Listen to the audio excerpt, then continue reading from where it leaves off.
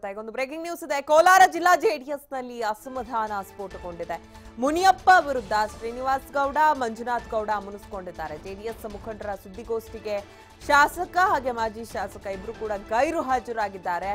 ಮುನಿಯಪ್ಪ ಮೈತ್ರಿ ಅಭ್ಯರ್ಥಿ ಆಗಿದ್ದಕ್ಕೆ ಕೋಲಾರ ಜೆಡಿಎಸ್ ನಲ್ಲಿ ಅಸಮಾಧಾನ ಭುಗಿಲೆದ್ದಿದೆಯಂತೆ. ಮೈತ್ರಿ ಅಭ್ಯರ್ಥಿ ಮುನಿಯಪ್ಪಗೆ ಜೆಡಿಎಸ್ನ ಕೆಲ ಮುಖಂಡರು ಬೆಂಬಲವನ್ನ ಕೂಡ ಕೊಟ್ಟಿದ್ದಾರೆ. ಜಿಲ್ಲಾಧ್ಯಕ್ಷ ವೆಂಕಟಶಿವರೆಡ್ಡಿ ಹಾಗೆ ಚಿಂತಾಮಣಿ ಶಾಸಕರಾಗಿರುವಂತಹ ಜೆಕೆ ಕೃಷ್ಣಾರೆಡ್ಡಿ ಬೆಂಬಲ ಕೊಟ್ಟಿದ್ದಾರೆ. ಇನ್ನು ನಾಳೆ ಕೋಲಾರದಲ್ಲಿ ಮುನಿಯಪ್ಪ ನಾಮಪತ್ರ ಸಲ್ಲಿಕೆ ಮಾಡ್ತಿದ್ದಾರೆ.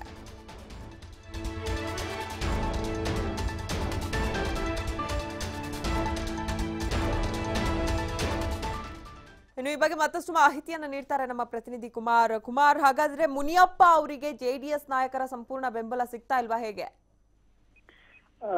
ಅಂಕಿತ, ಏನು ಈಗಾಗಲೇ ಸಹ ಜೆಡಿಎಸ್ ನಾಯಕರು ಪ್ರೆಸ್ ಮೀಟ್ ಅನ್ನ ಒಂದು ಪತ್ರಿಕಾಗೋಷ್ಠಿಯಲ್ಲಿ ನಾವು ಸಂಪೂರ್ಣವಾಗಿ ಜೆಡಿಎಸ್ ಇಂದ ಒಂದು ಕೆಎಚ್ ಮುನಿಯಪ್ಪ ಅವರಿಗೆ ಬೆಂಬಲ ಸೂಚಿಸ್ತಾನೆ ಅಂತ ಬರೀ ಜಿಲ್ಲಾಧ್ಯಕ್ಷರು ಮತ್ತೆ ಒಂದು ಚಿಂತಾಮಣಿ ಶಾಸಕ ಹಾಗೂ ಡೆಪ್ಯೂಟಿ ಸ್ಪೀಕರ್ ಜೆಕೆ ಕೃಷ್ಣಾರೆಡ್ಡಿ ಅವರು ಮಾತ್ರ ಒಂದು ಪತ್ರಿಕಾಗೋಷ್ಠಿಗೆ ಬರ್ತಾರೆ.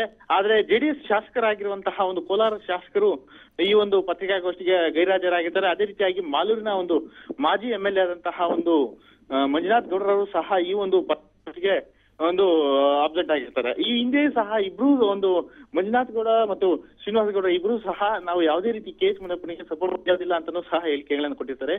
ಬಹಿರಂಗವಾಗಿ ಸಹ ಕೆಎಚ್ ಮುನಿಯಪ್ಪನಿಗೆ ನಮ್ಮ ಸಪೋರ್ಟ್ ಇರೋದಿಲ್ಲ ಅನ್ನೋ ಒಂದು ಹೇಳಿಕೆಯನ್ನ ನೀಡಿರ್ತಾರೆ. ಈ ಒಂದು ನಿಟ್ಟಿನಲ್ಲಿ ನೋಡೋದಾದ್ರೆ ಜೆಡಿಎಸ್ ನ ಸಂಪೂರ್ಣ ಒಂದು ಬೆಂಬಲ ಕಾಂಗ್ರೆಸ್ಗೆ ಸಿಗುತ್ತಾ ಅನ್ನೋದು ಅನುಮಾನ ರೀತಿಯಲ್ಲಿದೆ. ಧನ್ಯವಾದ ಕುಮಾರ್ ತಮ್ಮೆಲ್ಲ ಮಾಹಿತಿಗಾಗಿ.